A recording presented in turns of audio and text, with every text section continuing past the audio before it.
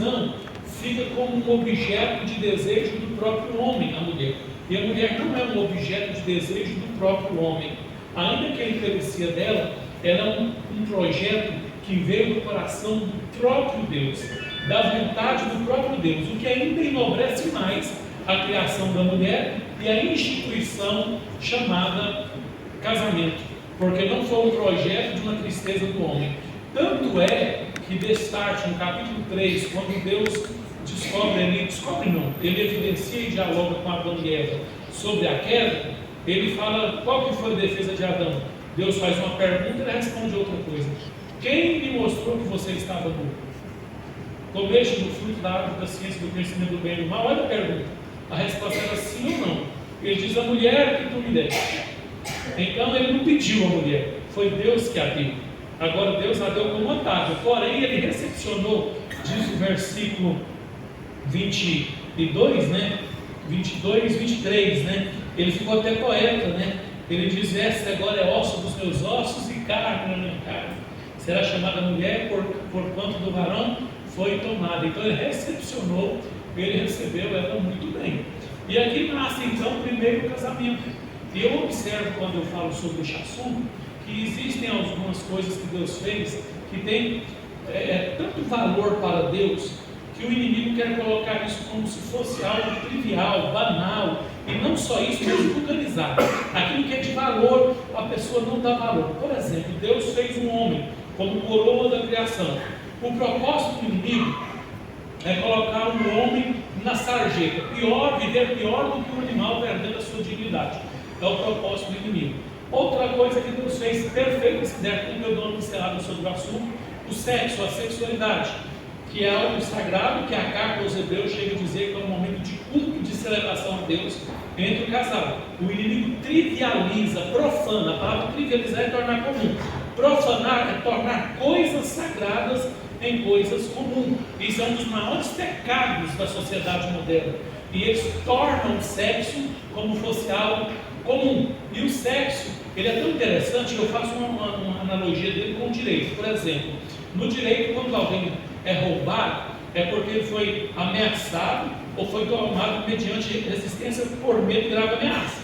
Furtado, você chega, a pessoa furtou o seu objeto, você nem viu. A maioria das casas, a maioria, não todas, a maioria, na verdade não são roubadas, são furtadas. Eles esperam a gente sair e furtam. Mas o resultado semântico, a mensagem é o quê? Roubado ou furtado, a gente perdeu algum objeto, não é isso? Então, são só nomes que a gente coloca que chama hierarquização da palavra. Mas se falando de sexo, por exemplo, um casado tendo sexo que não é com o seu cônjuge, é adultério. Um solteiro tendo sexo é fornicação. Ou seja, entende-se biblicamente que o sexo só pode ser feito dentro do casamento. Não há o que se falar. Isso é bíblico, não se questiona, se segue como normativa de regra de fé e prática. E o inimigo banaliza tanto o sexo que existem festas hoje, e orgias hoje, por exemplo, que é uma noite de sábado, começa na sexta, sábado, são noites horríveis nas grandes metrópoles, onde existem casas noturnas de show, onde o sexo é vendido como uma mercadoria momentânea. E na verdade, sexo não é para uma união momentânea de um corpo, não. O sexo envolve corpo, alma e espírito. Se der tempo eu falo isso mais ao final. Mas eu gostaria de fazer esse feitiço. Eu falei de três coisas. Eu falei sobre o homem sendo jogado na sarjeta, eu falei do sexo sendo banalizado, e agora a outra coisa é a música. A música é algo muito importante que não nasceu na terra, já existe no céu. E a música, ela desperta cerca de 36 mil frequências no corpo humano. A música foi feita para adorar e dignificar a Deus. E se nós não tomarmos cuidado dentro da igreja, nós fazemos um culto antropocêntrico, porque nós queremos música que também fale conosco. É errado não, mas o objetivo semântico da música prioritário é que o nome de Deus seja adorado. Eu estava aqui no início deste evento, naturalmente, e ouvindo os cantos que eu lembrei da minha infância, né? Adorar o Senhor, bendizer a Deus, dos cantos bem antigos, mas muito bem construídos para a dignificação de Deus. Eles que são cantos, não é porque são antigos que eles são bons, é porque eles atingem a finalidade litúrgica e bíblica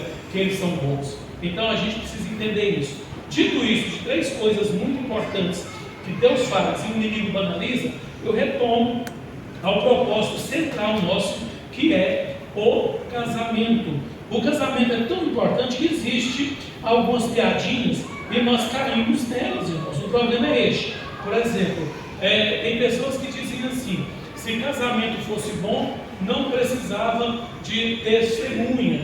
E cada um faz uma piadinha com relação ao casamento. Eu nem vou fazer muitas aqui que eu já conheço e ouço ao longo da minha vida, mas o certo é que é o seguinte: olha só, nós temos a oportunidade de casar, de constituir uma família, e estamos dando razão a essas piadinhas como se casamento fosse uma instituição falida. Nós não estamos dando valor ao casamento. Vou colocar entre parênteses outras coisas que algumas famílias modernas, inclusive dentro da igreja, não estão dando valor. A expansão familiar. Aqui está em Salmo 128, que teologicamente é um dos 5 salmos da família. Que bem-aventurado que teme ao Senhor, anda nos teus caminhos, aí vai ter a esposa abençoada, etc. E os filhos são a herança do Senhor. Nós temos os filhos para cuidar deles, para Deus. E o texto aqui ainda fala que deve multiplicar e encher a terra. Claro que tem aí os quesitos formais e sociais que vocês sabem, eu não vou entrar nesse mérito por não haver necessidade. Porém, preste bastante atenção. Hoje, os heterossexuais não querem casar porque acham desnecessário. Estão amalgamando, vulgo amanciar, e agora modernamente no âmbito jurídico, união estável.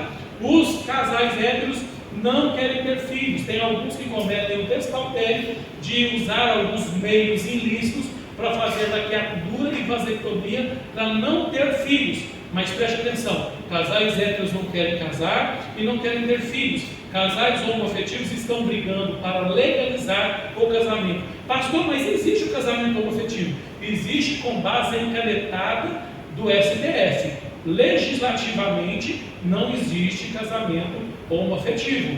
E mais uma coisa que eles querem, sabe o que é? Querem ter filhos, mesmo havendo a impossibilidade, porque não há possibilidade de homem com homem gerar filhos e de mulher com mulher gerar filhos. Então eles querem, as mulheres fazem aí uma transferência embrionária e querem gerar o filho por doação, se for casais de mulheres, para que tenham filhos. E os homens naturalmente querem adotar ou vulgarmente, entre aspas, alugar uma barriga para que aquele filho seja devolvido a eles. Olha só, o que nós temos direito, não estamos valorizando, e detalhe, eles estão dizendo para nós, esse povo, que casamento é uma instituição falida, que casamento hétero não funciona, que não vale a pena ter filho, e eles estão lutando com muita piegas para que eles tenham filhos, para que eles se casem, para que os direitos sucessórios, diga-se herança, sejam contemplados na vida deles. Então nós não estamos valorizando. Assim como tem outro caso que vai acontecer esse ano e daqui 2 anos novamente, que é o momento do sufrágio. Só um momento para isso aqui também, que é o momento político. Política e igreja não dá certo. Não dá certo nem na igreja nem na sociedade uma coisa chamada politicagem. A política, ela nasce quando 2 seres humanos estão juntos. Já nasce a política. Então a gente percebe que eles colocam em nós palavras que parecem ser boas, convincentes, e nos surrupiam, nos tomam coisas que são direito nosso. É lamentável, é triste que alguns, mesmo na igreja, não saibam fazer política e são representantes que estão lá e deixam a natureza carnal sobressair e comete erros equivalentes a quem não serve a Deus. Mas isso não significa que nós temos que continuar lutando para ter nosso representante lá, que é constitucional. Se existe a Casa do Povo, que é a Câmara Federal, lá tem que ter todo tipo de profissional, todo tipo de religião, cada um, segundo a sua força, vai colocar o seu representante lá. Agora, só porque nós somos evangélicos, nós não podemos colocar, que é um problema que tem entrado no bojo da igreja. Só uma fatia que eu estou citando, para vocês refletirem comigo, porque tudo isso vai atingir a família de certa forma. E eu falo há mais de 15 anos que o propósito do LGBT, que era só isso, que na verdade não era nem isso, era GLS, que até teve um problema nas montadoras de carro, que os carros mais completos eram GLS, Monza GLS, por aí, né? Que eram os carros completos, e o primeiro movimento era gays, lésbicos e simpatizantes. Hoje é LGBTQIA+, 40 outras letras. Então, para você observar, é muita coisa. E o que acontece? Eles querem ditar normas. Não começou só homem com homem, mulher com mulher. Hoje inventaram todo tipo de união para chamar de família. E isso atinge a igreja de algum modo, se se nós não tomarmos cuidado. E o que eu quero dizer, que eu falo há mais de 15 anos, é que não para aí. O propósito é chegar na legalização da pedofilia. Parece uma loucura da minha parte no momento, ainda mais que eu conheço juridicamente o que eu estou falando. Por quê? Porque não, a diferença do homossexual ou da lésbica, etc., é que ele respeita o direito subjetivo do outro. Porém, eles diziam assim: nós não escolhemos ser gays, nós nascemos gays. Porém, a mesma alternativa é verdadeira para o pedófilo. Ele não tem culpa de ter nascido pedófilo. O problema é que a forma dele operar e satisfazer o seu desejo é a mais covarde e macabra possível. Mas entre isto, que nós chamávamos de distúrbio sexual, não pode falar mais.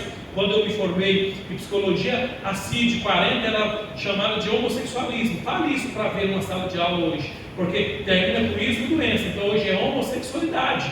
Então não é mais um distúrbio sexual, que Freud falava que você não vai achar isso em lugar nenhum mais, porque varreram da biblioteca digital e os selos incineraram. Então não tem mais Freud falando. Uma criança nasceu em orientação sexual diferente do seu gênero, tem que ser tratada terapeuticamente para se reconhecer e se adequar à sociedade. Hoje, qualquer psicólogo, se ele for procurado por uma criança que está em crise de identidade na questão da sexualidade, e essa criança falava assim: eu estou nessa situação, aí eu tenho que fazer uma pergunta que convença ele a levar o caminho que ele quer, prefere que acaba de empurrar ele, porque senão dá sérios problemas jurídicos. Então a gente percebe que existem situações hoje que têm atingido a família frontalmente, e nós estamos aí tranquilos, calmos, como se nada estivesse acontecendo, e o pior, cada vez mais frustrado com o relacionamento. Por quê? Porque o índice de divórcio tem sido cada vez mais alarmante. E no ano de 2022,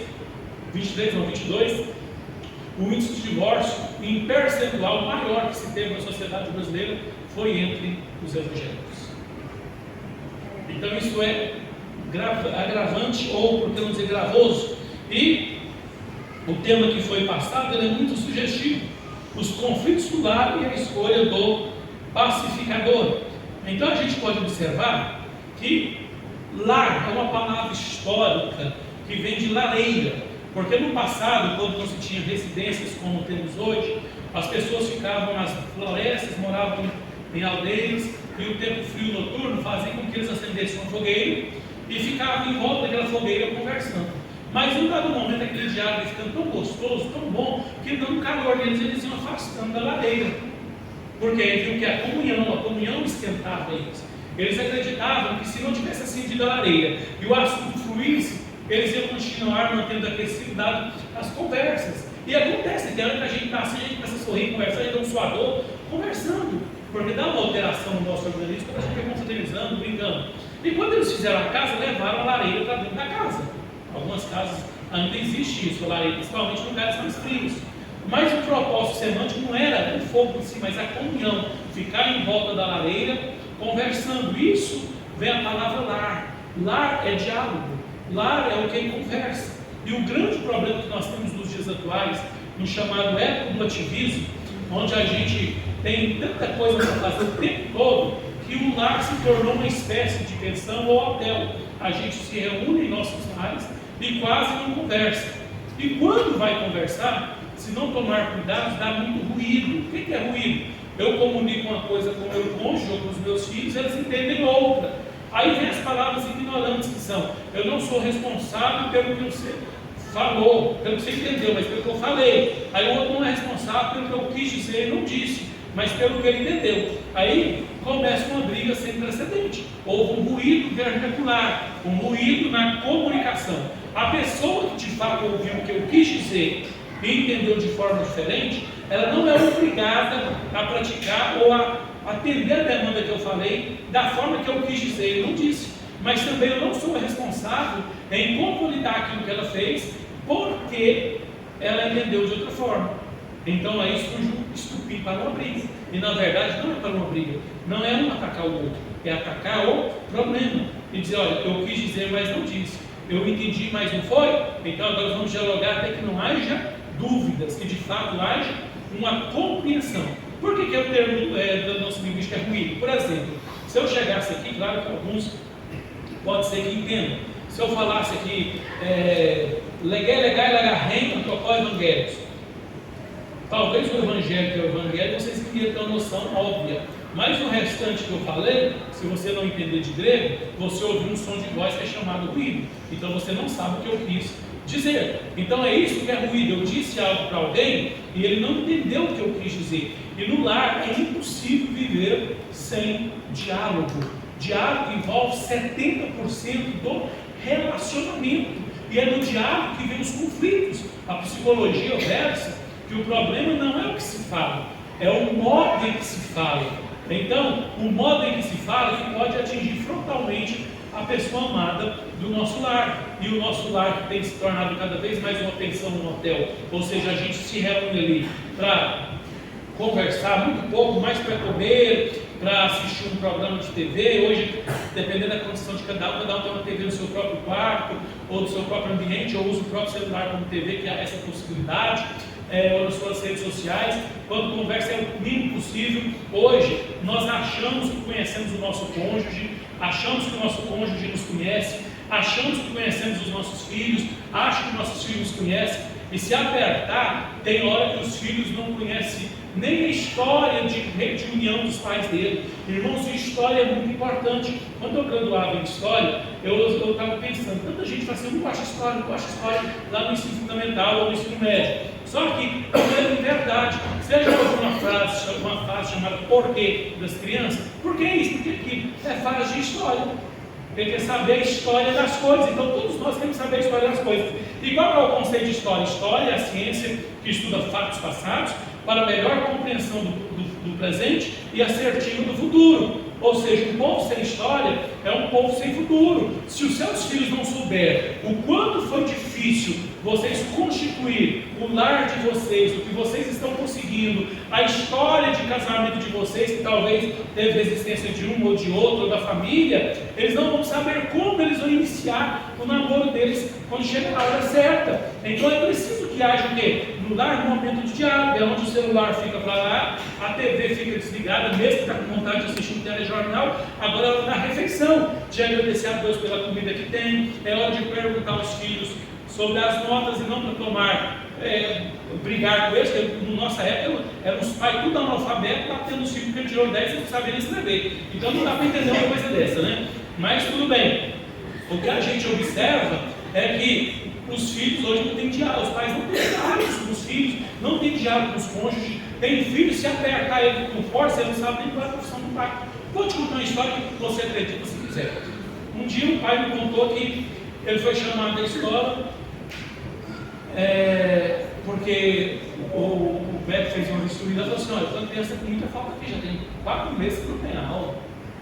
O que aconteceu? Mandou o conselho tutelar ver se essa criança está sendo vítima de alguma coisa e tal. Aí chamou o pai daquela criança, pesquisou o nome dela lá na visão, pegou os endereços dos pais e chamou. Aí o pai foi preocupado, né? Deixou o serviço, trabalhar autônomo, mas estava trabalhando com produção. Chegou na escola e falou assim, senhor fulano de tal, por que a sua filha não tem vindo à escola? Ele olhou assim e falou assim, vocês estão enganados?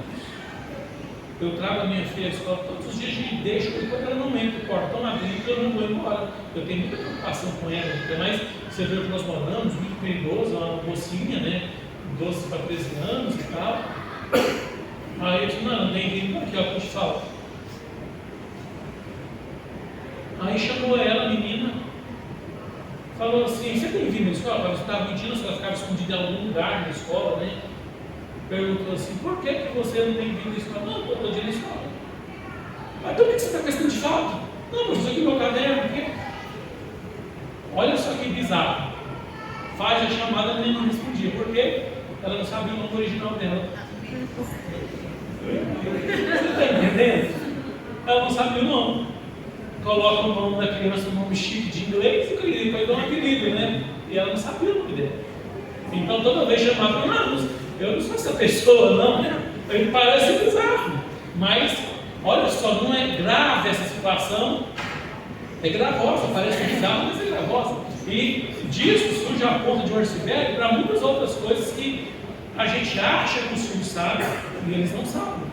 O óbvio também precisa ser falado. Tem hora que a gente não quer falar o óbvio. mas o óbvio precisa ser falado. E nós que somos pastores, sofremos muito com isso, porque a gente ensina a igreja algumas diretrizes dogmáticas, e com o passar do tempo, chegam novos crentes, aquela rotatividade toda que acontece em igreja, a gente volta a falar, e fica os necando, né? Aqueles que são pioneiros, que são de fato estrutura da igreja, que sempre estarão lá, e eles têm que ouvir de novo. Então a gente tem que ensinar, tem que falar. E algumas coisas que acontecem dentro do lar é por falta de comunicação eficiente e eficaz. E quais são os erros que acontecem muito nos casamentos hoje? Tentar resolver problemas no calor da emoção, sem esperar a poeira baixar. A gente quer porque quer resolver as coisas no calor da emoção. Albert Einstein já dizia: nenhum problema é resolvido da maneira que o gerou. Quando você mais tenta resolver um problema com a cabeça quente, mais ele se agiganta, mais ele cresce. Só porque poucas pessoas têm a sabedoria, o controle emocional para deixar o outro falar o que quiser. E até isso é tão delicado, porque quando um ainda tem esse controle, quanto mais quieto ele fica, mais o outro fica enfurecido, porque ele se sente um covarde. Você não vai falar nada, não? Está com essa cara de coitadinho, de cachorrinho que caiu na mudança? Então a gente percebe que tem muitas pessoas que ele vai tentando ligar o inimigo e daqui a pouco ele tira o outro do sério também, nem que seja para arrepender. É preciso que tenha cuidado. Por quê? Porque esses problemas de diálogo começam lá no namoro. Eu não vou ter tempo para falar sobre isso, mas lá no namoro. Porque no namoro eles casam, no casamento eles namoram, inverte a ordem. Namoro, sociologicamente falando, é uma fase de conhecimento, planejamento, conhecimento estrutural. Deu certo, os planos são iguais, dá muito certo, isso aqui não tem conserto, mas eu suporto. Isso aqui não tem conserto, eu não suporto. Tchau e benção, fica amizade. Isso aqui tem problema, com o tempo melhor, esse aqui nunca vai melhorar, mas é suportável. Vamos seguir a vida junto. Mas não. Fica beijando o tempo todo, tendo relacionamento íntimo e tal. Aí depois se resolve ir lá no cartório, passa o nome do outro, casa, olha o outro e fala: qual é o seu nome? Como você chama mesmo? O que você gosta? Misericórdia, onde eu estava com a cabeça quando eu me casei com você? Olha a pergunta errada também. Onde eu estava com a boca quando eu me casei com você? Porque primeiro é boca, conversa, diálogo. Porque todos nós temos os 4 temperamentos e sendo um dominante de forma desequalizada: colérico, sanguíneo, fleumático e melancólico. Nenhum temperamento é melhor do que o outro, nem mais do que o outro. O ideal é a equalização deles. O problema é que a gente nos acha sempre perfeitos. Você já viu que quando nós temos uma, entre aspas, eu não gosto da palavra defeito, porque defeito é finalístico e já tem que jogar fora. Eu gosto de ponto de melhoria. Então todos nós temos um ponto de melhoria. Mas o ponto de melhoria que alguns questionam, nós tentamos puxando pelo nosso lado. Sabe qual é o meu defeito, pastor Sérgio? Sou sincero demais. Aí mas eu não falo isso para o pastor Sérgio confirmar assim: realmente isso é um problema que tem que ser tratado. Eu esperei ele falar assim: não, prefiro uma pessoa sincera do que uma pessoa hipócrita, falsa. Sinceridade sem amor é hipocrisia. Sinceridade sem amor é tirania. Então todo excesso esconde a falta. Então até as nossas virtudes, quando nós temos, a gente fala a elas assim. Você já ouviu alguém falar assim: eu sou franco, Deus, eu não deixo para depois não. Você já ouviu pessoas falar assim: eu sou orgulhoso mesmo? De vez em quando vocês são muito corajosos falar isso. Mas você já ouviu alguém falar assim: eu sou invejoso? Por quê? Enquanto o orgulho grita, a inveja fica em silêncio, causando danos terríveis. Então, os pontos de melhoria, independente de que nível ele está, precisa ser equalizado e dominado conforme está em Gálatas 5:5, viver uma vida no Espírito de Deus e não na natureza carnal. Aí o problema é que a gente acha o nosso jeito melhor do que o do nosso cônjuge. E se nós não conhecer a nós e o nosso cônjuge, vamos ter ruído na relação, na comunicação, no comportamento e no foco. Por quê? Porque eu vou olhar para o meu cônjuge, nossa, ele só faz para me implicar, só pode. Não, é o jeito da pessoa.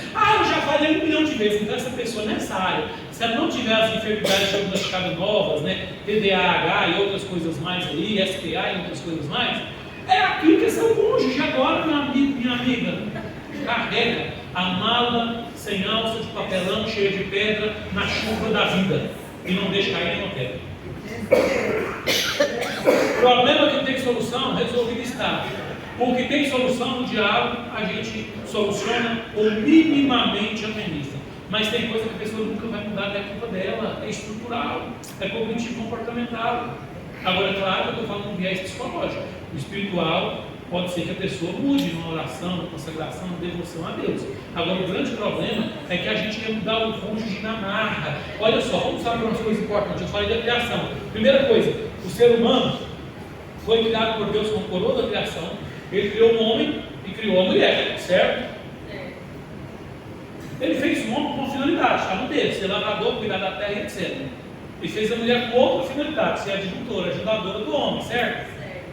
Para ajudar, não tem que ser uma pessoa hábil, porque se não for, atrapalha mais do que ajuda. Aí, por essa razão, irmãs, que quando você fala para o seu marido uma cor e ele não entender, você desenha. Porque o seu marido, se ele for inteligente, nível hard, ele vai chegar com muita dificuldade, com muito esforço, para ter duas coisas. E você, irmão, 636 coisas. Então tem cor que para os homens não existe, só existe na sua cabeça. Quando para a gente fala, aquela cor é marsala, é um mar com sal, deve ser a cor do mar ou do sal, aí você vai ver aqui para nós. Né?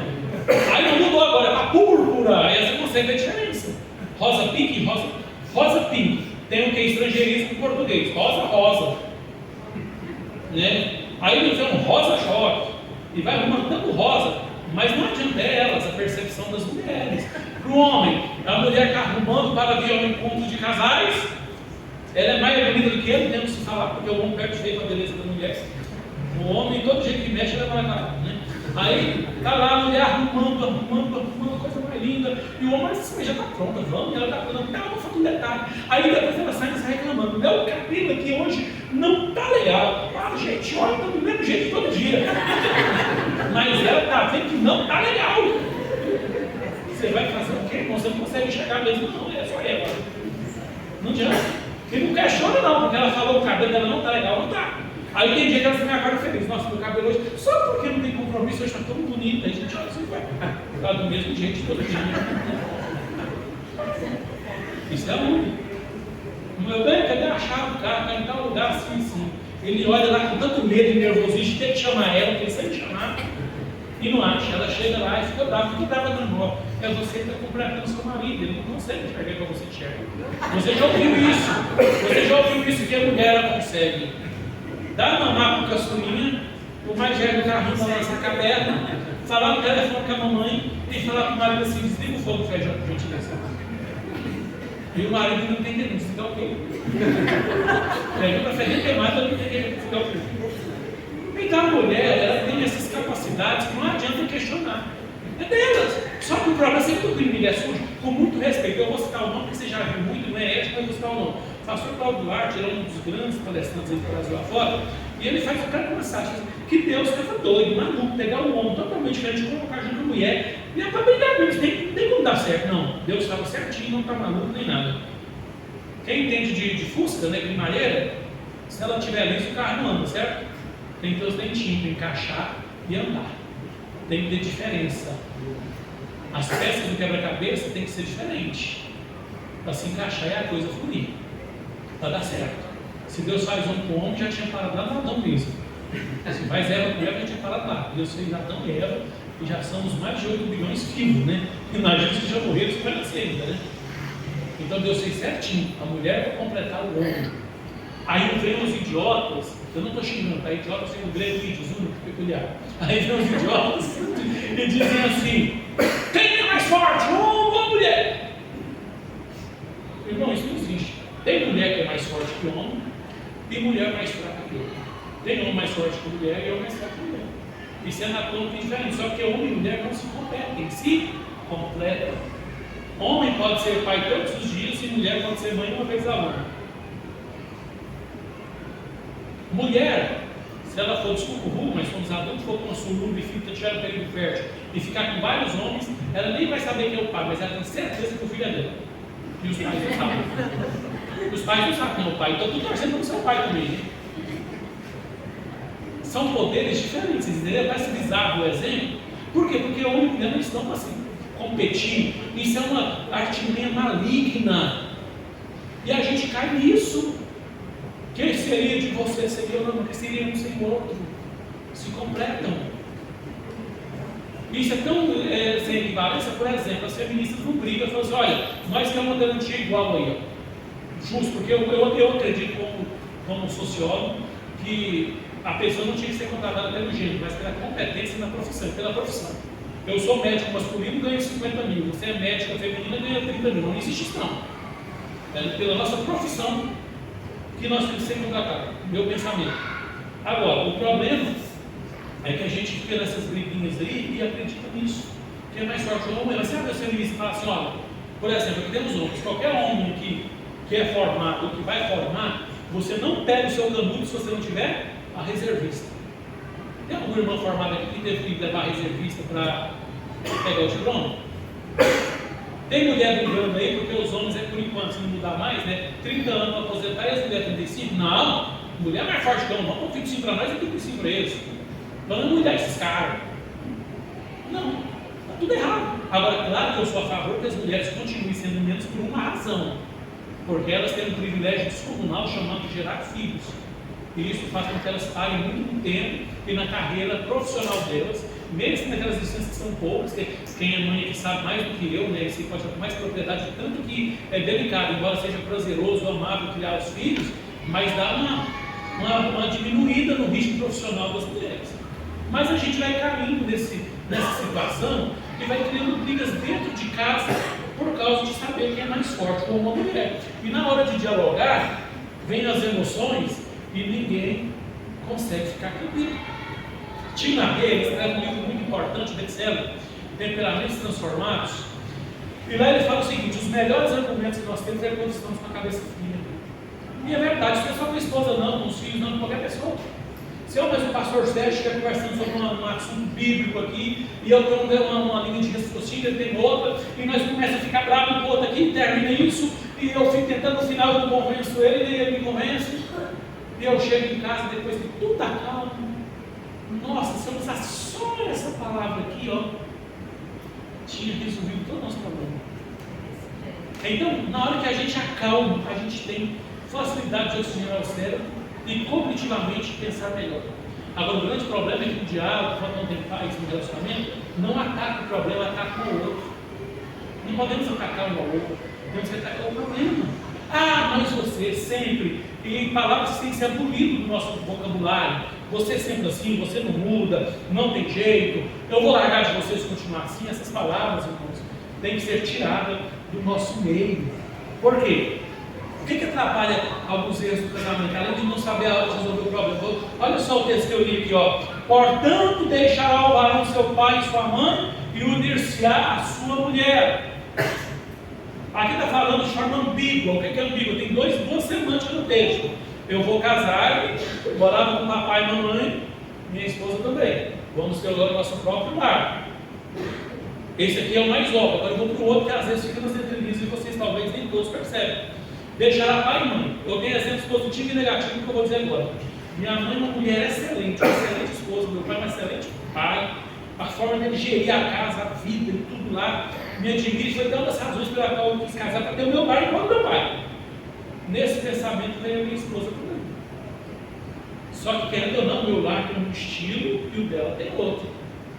Ela quer levar o lar dos pais dela para a minha casa e eu levar dos meus pais, não vai dar certo. De forma positiva já não dá certo, eu vou explicar isso depois. Mas de forma negativa, eu quero sair de casa com meus pais e cachorro e gato.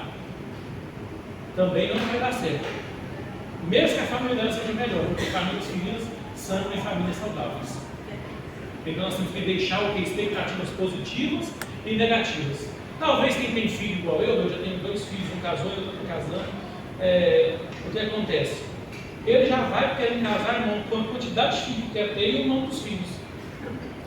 Ué, será que a namorada quer esse nome, quer essa quantidade de filhos? Você viu que já começa errado aí? Quando eu me casar, eu vou ter um filho, vai chamar fulano, ciclano, beltrano, e vai ser tantos filhos. Não, é o projeto que eu tenho para colocar na mesa lá no namoro com a minha namorada ou com o meu namorado. Porque se for uma que nem quer ter filhos, então eu já posso falar para ela, dá licença, porque a filha não tem. Porque eu quero ter filhos. Não, eu quero morar nos Estados Unidos, mas será que o que a gente quer? Eu tenho que fazer isso antes do casamento. Porque aí já começa um juntos igual, não só na fé, mas chega nesse ponto aí também. Então é muito importante que nós entendamos o texto dizendo só, deixará pai e mãe. Olha só, por mais que eu tenha serviços em algum momento que parece, soa como pai da minha esposa, como provedor, que não é pai, isso é coisa de marido, pai também, mas nesse caso aí, eu não casei para prover para uma filha, mas para uma esposa. A esposa, para cuidar, não como minha mãe. Eu tenho que entender que eu não posso trazer essa expectativa de querer que a minha esposa seja minha mãe. Ah, minha mãe fazia o arroz assim, minha mãe não sei o quê, minha mãe dobrava minhas meias, minha mãe não sei o quê, a minha mãe mais tudo. Aqui eu arrumo uma briga também sem precedente, eu já falo ela, eu era adolescente, eu não era casado. As pessoas falam assim, ó, ah, mulher tem muita, e mãe só tem uma, homem tem muito, pai só tem uma. Você viu isso? Ficou maluco? Tem não, meu amigo. Você viu muita mulher pagando? Esse que tem moda, gente. Foi 1729. Minha mãe faz coisa para mim que minha mulher não faz, tá certo. Mas sua mãe não pode fazer coisa que toda mulher pode fazer para você. E se sua mãe fizer isso, o pecado é crime. Me responda se tem um grau mais alto de intimidade com o ser humano que não seja sexualidade. Não tem. A minha mãe é importante para mim na condição de mãe. Eu a amo. Devo muito que tenho e sou por causa dela. Mas ela é minha mãe. A minha esposa é minha esposa. E cada um tem o seu valor. Nós temos que largar essa escurubu, patifaria de querer hierarquizar quem é mais importante na vida da gente. Meu pai, minha mãe, meu filho, qual filho eu gosto mais, qual avô. Isso gera até problema nas crianças, é assunto para outra palestra de criação de filhos. Mas olha só, a gente precisa ter muito cuidado com isso. É nosso cônjuge. É a pessoa que nós dividimos a nossa vida. Conjugamos o verbo amar, a nossa alma. É uma pessoa que nós temos que ter calma para conversar, porque nós não podemos ferir uma pessoa que nós dividimos um maior grau de intimidade. Eu atendi um casal essa semana, eu até fiquei preocupado, triste, eu estou tentando ajudar eles há meses, e quando eu achei que estava bom, eu recebi uma mensagem, ó, decidi me separar. E eles foram à igreja, já mandou uma mensagem que o primeiro era acontecer domingo, um sentou no banco, outro sentou no outro, a igreja é muito grande, eu olhei aqui, me deu uma tristeza, Jesus do céu. Mas o que eu tinha que fazer da minha parte, eu fiz, agora eu segurei eles. E fui embora, foi uma puta abençoada, mas fiquei triste com a situação. Quando foi na segunda-feira, eles mandaram mensagem, pastor, eles querem falar com o senhor, eu tinha algumas consultas médicas, e falou, não posso falar o dia. O homem falou assim, pastor, como é que o senhor decidiu? Estava decidido, a mulher estava comprando casa, isso, aquilo e tal, mas eu senti, não que eu não amo meu pai e minha mãe, eu senti que de domingo até segunda foi o pior dia da minha vida, foi pior do que quando eu perdi meus pais. Eu olhei para ele e disse, agora você entendeu o que é casamento. Então a gente precisa ter muito cuidado com o calor da emoção, com expectativas geradas. Você não casou com a sua mãe, nem com seu pai. Ainda que são pessoas que podem ajudar muito, que é casais que a pessoa consegue levar isso como experiência. Esse mundo é tão atrapalhado, meus filhos, presta atenção, eu tenho um filho, né? Eu amo meu filho, tem vários, é um filho. Aí eu olho para meu filho, te amo demais. Você para mim mais que um filho, é um amigo. Tem pai doido, né? Aí tem hora que eu olho para mim, você não é amigo, você é um filho, que bagunça é essa? Você já viu aquela frase que eu gosto? Tem amigo, mas chegar aqui não. Pastor Sérgio, você para mim é mais que um amigo, você é um irmão. Aí eu vou aniversário com meu irmão de sangue e falo, meu irmão, você é mais que um irmão, é um amigo. Aí o que é mais importante? Eu chamo de meu irmão. Qual onde é essa? Você já ouviu esse discurso idiota? Já tem pessoal desse planeta não, né? Não é? Ah, você é mais importante que um irmão para mim. Que coisa? Não, o meu filho é meu filho. Pode ter algum momento de relação que tipifica amigo, mas a gente chama de conteúdo constitutivo. O filho tem elementos que o amigo tem, mas ele é filho. O amigo tem elementos que, olha, ele parece ser filho, dependendo do amigo, parece ser um irmão, mas ele é amigo, ele não é irmão. Então a gente tem essas manias de querer hierarquizar as coisas, caralho. E no casamento, a gente quer hierarquizar o nosso casamento assim. Não, essa mulher quer fazer coisa que minha mãe faria para mim, meu pai faria. Não, não é assim. Cada um tem a sua função. Idealizar o cônjuge demais, achando que está casando com tudo sempre sonhou, é aquilo que acontece na primeira fase do casamento, que é a fase do encantamento. E o homem já tem um sentimento de conquista, né? Não só o ser humano em geral, mas o homem mais.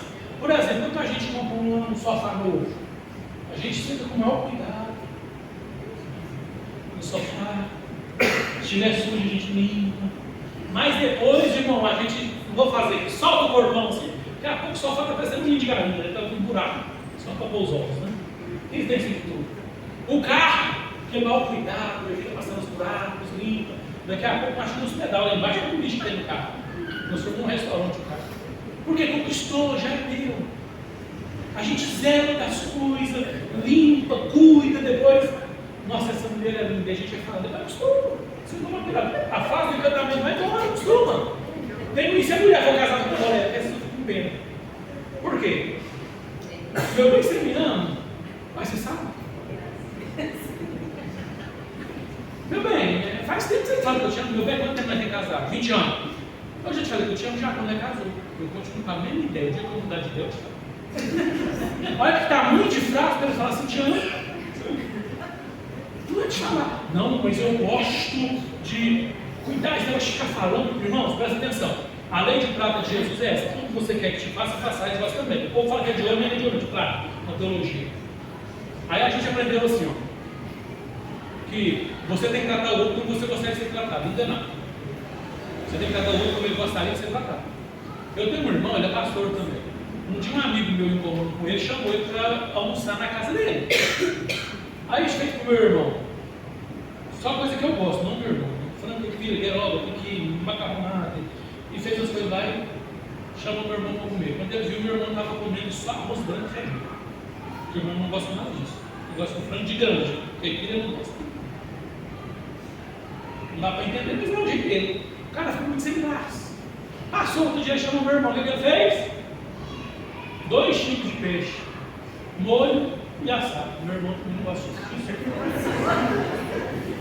Era muito mais fácil ele perguntar de que você gosta, filho. Porque ele não dá. Porque para mim, ele dá melhor, mas ele não. E esse agradar, tem que ser o que a pessoa gosta. Por exemplo, meu filho ele não gosta de jeito nenhum de pamonha. Não é de jeito de mim nada. Mas ele ama feijoada. E um dia, nós estávamos na casa da minha mãe, não, fez uma feijoada, estava ali comendo, e eu não como feijoada, eu estou fazendo para mim, né?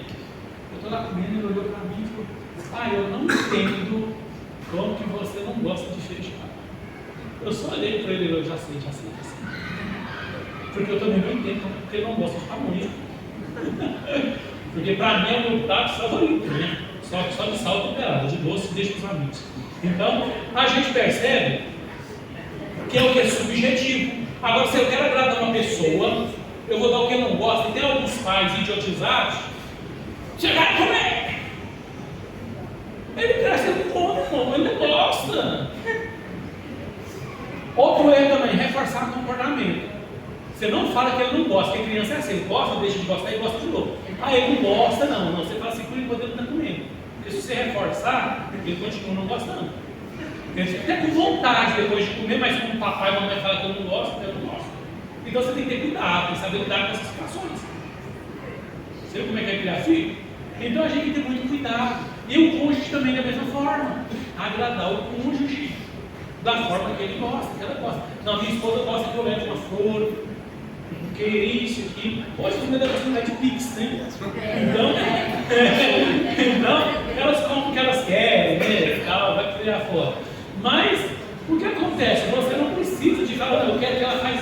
Não, eu gosto desse vestido, eu vou lá, porque a irmã fulana é a minha amiga. Não, você dá para sua irmã, se o bairro dela deixar, né? Dá para o primo, para quem quiser. Para sua esposa tem que ser o que ela gosta, não adianta. Uma hora ela pode até vestir algo que te gosta, mas que você gosta, mas não é sua intimidade. Não adianta, é o jeito da pessoa. Porque força é muito ruim, viu? Obrigado. Você já pensou você comer na marra que você não gosta? Como você quer fazer seu filho comer na marra? Até estudar a gente tem que saber lidar, por exemplo, meus filhos para estudar. Eu tenho 7 graduações. E eu não influenciei eles nenhum. Embora lá você não deu um desejo que eles fizessem. Nenhum deles foi para que eu mais queria que eles fizessem. Foi tudo para psicologia. A minha filha nem passou em 3 áreas. Não, eu vou fazer essa. E tem pai. Minha filha, o que você fizer, eu estou aqui para te apoiar. Por quê? Porque eu não posso influenciar nisso. Ela tem que se encontrar. E no casamento, sabe qual é o problema? Deus faz homem e mulher, eu sou homem, eu quero que a minha mulher vire homem. Não quero o quê? Vamos lá! Dirige assim! Vem, Senhor! E a mulher quer como transforma a mulher. vir um tapete aqui, não? Não, eu tenho esse que acha que eu não quando você esqueceu aí. Como faz? Não, você casou comigo.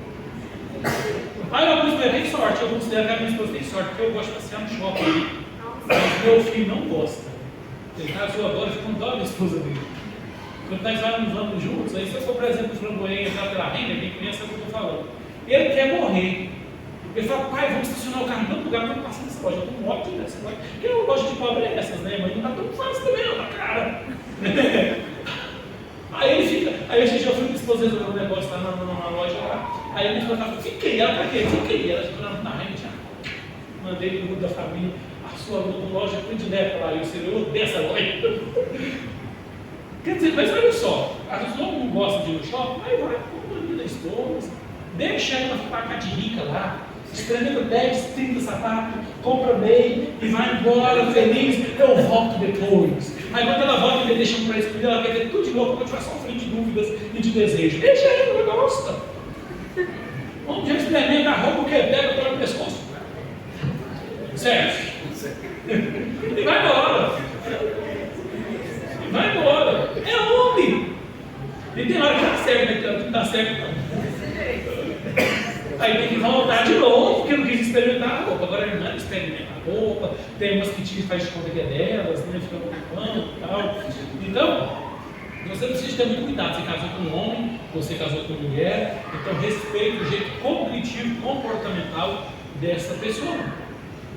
Isso é fundamental no relacionamento. Ninguém muda ninguém na força do braço. Ninguém muda ninguém. Você já viu que tem gente que fala assim, eu fiz um debate e ganhei pessoa, mudou ele, não mudou não. Eu era adolescente, o médico mandou eu estava na oitava série, mandou uma decisão dos professores que era para debater sobre sexo, política e religião. Até hoje isso é complicado, né?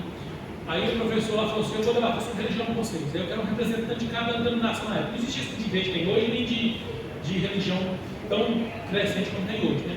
Aí pegou um representante dos católicos, ele procurou um espírito, não tinha, falou, eu sou o representante do espírito, eu sou médium, e dos evangélicos, eu falei, então vai ter que ser eu. E ele, covarde, o professor fazia isso naquela época, covarde, ele disse, olha, quem perdeu o debate vai passar para a religião do que ganhar. Ele pressupôs que ele ia ganhar de todos nós, né? A católica levou 2 lapadas dele e calou. Eu tinha 15 para 16 anos, chegou a minha vez. Eu fui na época, eu estava, você demonstrou foto pelo espiritista também, eu fui desconstruir tudo aquilo, eu já fazia, na época, primeiro seminário de base teologia, sem poder fazer devido à idade, que era tarde, e eu fui desconstruir, terminando, calou. Os meninos eram adolescentes, né? Quando eles iam perdendo, eles querem fazer a gaiofa, né? Ei, vai ser crente agora, vai te espírito, pastor. Eu todo mundo rindo dele. Eu falei, calma. Você não vai ser nada, você vai continuar onde você está. Porque você não foi convencido nem convertido, você calou por causa de argumentos. Jesus não é na pressão, na marra, é por volutividade. Eu quero ele. Ele é meu dono, meu Senhor. Então, relacionamento conjugal é a mesma coisa, não é porque eu amo nós dois, não é? Essa balbúrdia que está no estado de Goiás em relação ao feminicídio, homens não aceitam o término do relacionamento, taca fogo em mulher e mata. Isso é uma coisa mais ruim do mundo, relacionar com alguém que não te quer. Isso não tem futuro. Casamento do direito, sou formado em direito civil fala que casamento é o quê? Pode ter essa ativa, independe da vontade do outro. Ah, mas eu te amo nós dois, não tem problema, não te quero. O juiz é assim, não se separar. Vale o que não quer. Não é nem o que quer, não. É o que não quer que vale. Eu falo, como igual o judiciário, eu não quero esse casamento, é o que vale. Não, mas eu quero, eu amo, eu cuido. Vocês viram o desenho do jogador Kaká, né? Ele pelejou para ficar com a esposa, segundo ele, pelejou, e ela confessou que realmente ele pelejou, mas ela não queria. Não teve nada de grave, segundo ela, pelo contrário, segundo ela, isso que ela é perfeita demais. Então a gente percebe que existe essas limitações na relação, e se nós quisermos ter paz, nós temos que começar desde o início. Agora, só que está crente, eu não posso deixar de falar isso aqui. Quem está casado, agora tem que fazer esse casamento dar certo. Tem que fazer dar certo. São 2 seres pensantes, como digo, e um dia minimamente houve um sentimento planejante que uniu o casal. Porque existe esse ponto que tem que ser reparado. A mentira sufoca o casamento, a infidelidade, a falta de respeito. O filósofo Raul diz que nem mesmo o amor supera a falta de respeito, a falta de perdão, a falta de sexo, o orgulho, tudo isso atrapalha o casamento. Irmãos, e esse treino de sexo, eu não sei se será que eu vou falar, porque tenho que terminar aqui, mas olha só, é uma coisa que me chama muita atenção nas minhas consultas. Eu atendi, quando eu cheguei na igreja que eu sou pastor, tinha uma mulher lá que o problema da demanda dele era o seguinte: a mulher se dizia frígida, não gostava de relacionamento sexual, e uma vez ao mês ou duas estava bom demais e tal, e o homem estava satisfeito, tirou o estresse e brigava na anarquia toda. Bom, ele não aguentou, ele era presidente da igreja na época que eu cheguei. Ele chegou, eu cheguei no nosso caminho, desviou, separou da mulher, morreu, que está casado com ela até hoje. Mas a dita que hoje não gostava de sexo, não conseguiu vencer durante 10 anos. Eu como pastor dela, não consegui vencer um mês de disciplina por fornicação.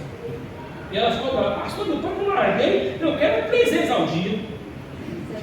Achar que E isso eu estou usando esse exemplo, mas eu tenho dezenas de exemplos similares. Essa conversa fiada que a mulher gosta de sexo, isso não existe não. Mulher e homem gostam.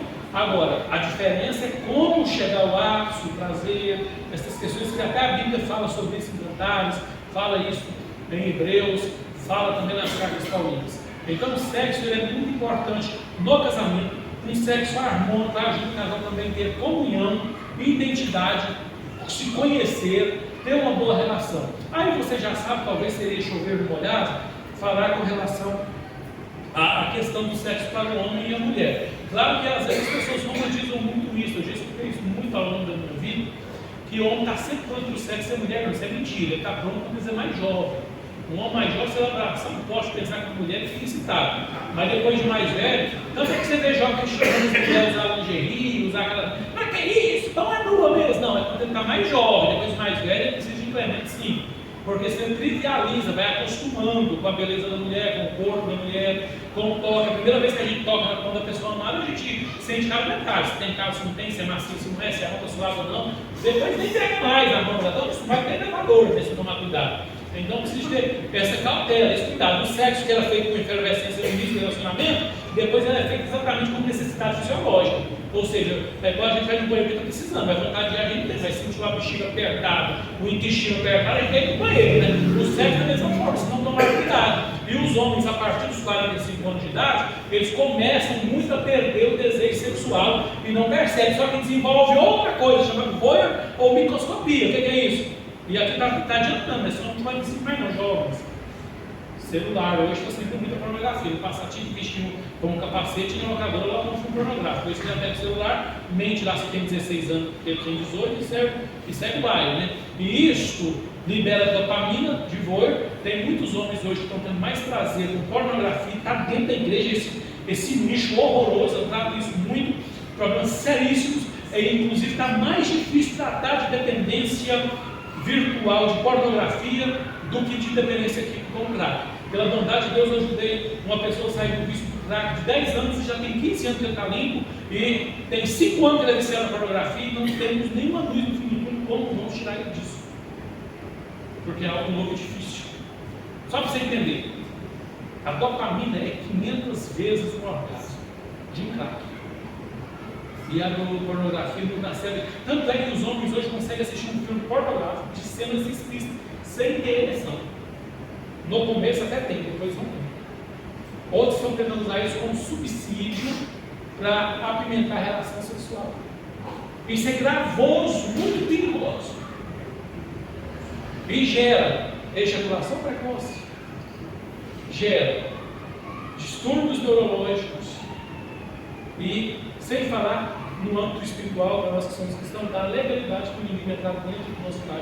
Porque muitos daqueles atores e atrizes pornográficos não queriam estar naquela vida e se drogam para fazer aquelas cenas, né? Então é muito importante que a gente tenha esse cuidado como cristãos e entender que o sexo ele é muito importante, mas ele perpassa pela compreensão. Você tem que dialogar, conversar, cada um tem o seu tempo. Não espere que a pessoa adivinhe qual que é a sua zona erógena, lembrando que ela muda, tá? Ela muda. Se é um sussurro do ouvido, um mordidinha de leve na orelha, no cangote, com o tempo isso pode mudar no toque para outro lugar. Tem que ser conversado, tem que ser dialogado. Não tem que deixar adivinhar, tem que ser dialogado e conversado. Quanto tempo tem que se tratar os homens que sofrem muito? Nós estamos numa pandemia, o nome esse que tem em todo o planeta, de câncer de próstata por ignorância de fazer os exames, de se cuidarem. 1.003% de crescimento só no Brasil de amputação peniana por falta de higiene. E por aí vai. E essa falta de higiene, antes do indivíduo perder lá o parque de diversão dele, ele pode gerar uma série de problemas do colo das mulheres e de infecções. Então vocês têm todo o cuidado com a sexualidade. E a sexualidade vai chegar um tempo que ela vai passar e vai ficar perseguida mesmo. Não adianta você conversar, você vai levando até alguns anos, pode chegar até 100 anos, depois com subsídios e auxílios medicamentosos, com exercícios feitos por sexólogos e urologistas, mas vai chegar um tempo que aproveita a sua fase de virilidade, sexualidade, que é algo que Deus deu ao ser humano, para procriação, por prazer, celebração a ele e unidade. Isso deve ser feito. Agora, num ambiente onde a guerra é a contenda, tem pessoas que usam isso como arma. Primeiro, com muito respeito, tanto homem como mulher, não use sexo para conquistar. Se você me der aquele sapato, aquela sandália, ou isso ou aquilo, não, você desculpa o vulgo. Não é prostituta nem prostituta, vão trocar o sexo por alguma coisa. A Bíblia diz que é dever marital e conjugal. Um deve ao outro isso. O sexo é assim, um dia você quer e seu cônjuge não quer, se o seu cônjuge estiver doente e não for algo tão gravoso, você tem que entender que ele tem que te servir. Ou tanto seja homem quanto mulher, me entenda, eu não estou colocando isso como sujeição só à mulher. Porque tem um dia que a mulher quer e o homem não quer, que é mais difícil, mas tem. E tem também o contrário. Só que tem um detalhe, o ideal é o dia que os dois querem. Porque eles também têm depois de forma personalista. Personalista é algo que é só meu e não transfere para alguém. Ou seja, tem um dia que o cérebro quer o sexo e o corpo não quer, vocês estão entendendo? E tem dia que o corpo quer e o cérebro quer, não, tá, eu tô fome, tem dia que eu tenho esse conflito comigo mesmo, imagina, para dar certo eu comigo mesmo, ainda tem que dar certo eu com o meu cônjuge. Agora o dia que os quatro dá certo, eu comigo mesmo, minha mente e o meu cônjuge, aí a coisa é toda, né? E o cu é o dia do batismo do Espírito Santo. Lá você não vai falar em Espanha lá, não precisa de misturar as coisas não. Cada rito tem o seu devido lugar, tá? Um dia eu sou pastor, quase que eu estou com o nome dele aqui agora. Ele falou que não vai falar em mistério, pode não. Cada rito tem o seu lugar. Cada rito tem o seu lugar, cada coisa tem o seu devido lugar. É isso? Porque, por exemplo, quem pode ministrar velório, casamento, batismo e ceia? Presbítero, evangelista, missionário e pastor. Diácono é bênção de Deus, ajuda muito a igreja, mas não pode fazer isso. Porque pode ganhar um, fazer tanto, mas isso é rito que tem que ser respeitado. E a legislação tem o seu devido lugar. Então a gente tem que respeitar isso. Mas a questão da sexualidade, só para me concluir, ela é fundamental dentro do relacionamento conjugal. Mas olha só, trate o seu cônjuge como esse ato de sexo, essa celebração de uma boa convivência. Ter paz, a proposta aqui é o quê? Ter paz. Irmãos, não dá você ficar xingando o seu cônjuge, maltratando o seu cônjuge. É a pessoa que você tem o mais alto grau de intimidade. Para que chamar de burro, idiota, não sei mais o que, e uma série de palavras de baixo calão. Cuide dessa pessoa. Filhos são bênçãos, mas são hóspedes, eles vão embora. Eu gosto mais do meu filho do meu cônjuge. Que de bobagem. O seu filho vai te amar, mas não testando também não, a menos que ele seja alienado. E isso é problema também, de cognitivo, comportamental e jurídico. Casar é assim, tá junto, mão dada. Tem um filho, tá certo, tem que amparar o filho. Vai ter novo, mas tem que ter cuidado, não pode deixar os filhos separados. Vou casar. Vocês continuam sendo pais, mas continuam sendo esposo e esposa. Marido e mulher. Uma coisa não anula a outra. Então é fundamental você celebrar o casamento. E concluo. O casamento feliz é um namoro e noivado eterno. Uma fase de conhecimento contínuo e noivado, porque é aquela fase que a gente sonha tanto, né? Pobrezinho, quero casar, fica casando, casa de aluguel, não quer comprar uma mansão, não dá conta. Se a gente não pede para os outros, eles riem, criticam. Mas a gente, quando um dia nós vamos conseguir, não vai dar conta agora, mas quando a gente fizer a boda de 25 anos de casar, nós vamos fazer uma festa de amor. Hoje nós vamos para Caldas Novas, cemitério das Virgens, mas um dia nós vamos para Maldivas. Então, você só fala de namoro. Se você contar alguns sonhos que você tem, eu queria alugar o vestido de noivo em tal lugar. Ou acorda, tem isso. Eu queria ter uma casa em tal lugar. Ou você ficou doido? Mas a noiva e o noivo nós vamos conseguir. Um dia nós vamos ter um cantinho para chamar de nosso. Então continua com esse noivado, porque tem hora que a gente casa e acostuma. Ô, você ficou doido? Quando a gente é noivo, a gente não tem vergonha de sonhar perto um do outro.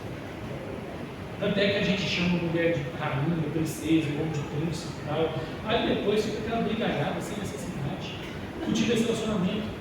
A pessoa que você deve valorizar faz parte do seu corpo. Você não pode se machucar. Machucar a sua esposa te machuca. Machucar o seu esposo te machuca. Então, Zé, valorize, cultive, viva em paz. Tente aí cultivar o andar de mãos dadas. Falar eu te amo, eu vou fazer 24 anos de casado. A única vez que eu não falei para minha esposa eu te amo foi 15 dias que eu estava pegando Mato Grosso, como ela popularizava o telefone como hoje. Mas quando eu peguei o telefone na próxima cidade, eu tive para trás. Porque é muito importante você expressar esse sentimento do seu cônjuge. Conversar sobre tudo que envolve vocês, olhar um no olho, mandar mensagem carinhosa. Quando eu namorava minha esposa, eu tinha telefone celular, né? Era fixo. Desliga você, não desliga você, uma hora você vai desligar. Se a gente não tomar cuidado, ela já liga hoje e fala assim: traz para mim um arroz, um alho, uma cebola. Ela fala: arroz, então tá bom, desliga. Aí eu ligo de novo. Por quê? Porque a gente está com pressa demais. Não, eu fiz um propósito comigo já há muitos anos. Eu estou ocupado tanto que for, mas a minha esposa e minha mãe eu atendo a qualquer momento. Por que eu atendo? A minha esposa por ser prioridade minha e eu tenho uma responsabilidade diante de Deus em cuidar dela. E a minha mãe, eu tenho a responsabilidade de cuidar porque meu pai me transferiu isso como filho do meio, mas também porque eu fui um peso de consciência. Minha mãe sempre me ligava, ela morava no interior do tempo, e toda vez que ela me ligava, não é culpa dela, mas ela tinha a infeliz coincidência de eu estar extremamente ocupado. Mas só que ela entendia, minha mãe é uma pessoa angelical, aí um dia eu mesmo pensei: não vou fazer isso com minha mãe, não. Ela me ligava, você está ocupado? Eu falava: estava, ela já não estava, eu te ligo. Aí eu ligava, não tinha nenhum problema. Só que agora ela fala assim: você está ocupado? Não estou, não, estou à sua disposição. Então, para quem for na minha frente, você é tudo. E a minha esposa da mesma forma. Então a gente tem que ter esse cuidado com essas pessoas. Em primeiro lugar, vai ser isso: ah, não, é uma bênção, eu não vou realizar isso. Mas eu coloco em primeiro lugar na realização de esposa, porque ela é eu tenho que cuidar de mim. Eu sou ela. Isso é bíblico, isso é espiritual. Irmãos, se quiser entender diferente, entenda. Eu já vi, concordo. Mas tudo que entende diferente disso que é bíblico, vive conflito e muitas vezes não dão certo. Pelo que me consta, eu tinha ainda mais 20 minutos, mas eu quero ser generoso com vocês e comigo. Eu consigo falar ainda sem tomar água mais 1 hora, mas eu vou ser generoso com vocês e comigo. Que Deus abençoe, porque senão é muito falar que será resolvido. E quem fala muito acha que falou pouco, mas quem ouviu já está cansado, né? Que Deus abençoe, muito obrigado, retorna a quem de direito.